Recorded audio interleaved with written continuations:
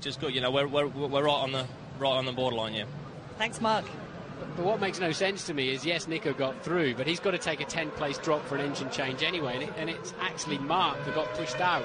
So it seems as if Williams stood on their own foot there to a certain extent. Although you can't choreograph that, get the lap times done.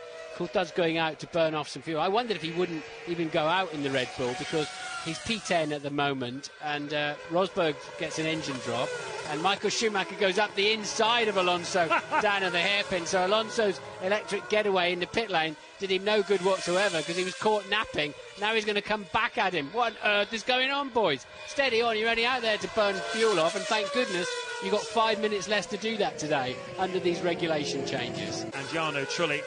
And the two odd men out on their own without their teammates, Nico Rosberg and David Coulthard. There's another look at the pass, Martin. And it's only Saturday. Look how far he came back from. And Alonso, luckily, saw him coming. At least one day they're going to trip over each other on this silly outlap. Talking to people around the paddock, the feeling generally was that Indianapolis was a bit of a one-off with a quite significant advantage to Bridgestone and Ferrari. Before that, we had a series of races where Michelin and Renault certainly had the upper hand. Now, Ferrari have come here this weekend with a car which is not exactly a B specification car, but it has an enormous amount of aerodynamic upgrades on it. It's a big step for the car. So, not that we're watching a Grand Prix here, although it feels like it. And you can see it's got past him there. So Alonso has picked the pace up, for all that he may have been complaining. I have a feeling that the stewards will have something to say to these two about this. It's enough already. Much as it's entertaining for us, it is actually meaningless, and the chances of them taking each other off are pretty high.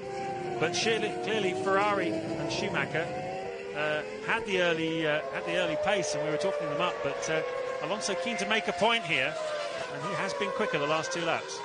The boys are having a grin. I don't think there's too much the stewards can do or say about it really, as long as they don't actually run into each other. So it's Alonso got a good toe down, and look how his body goes down inside the car when he hits the brakes hard.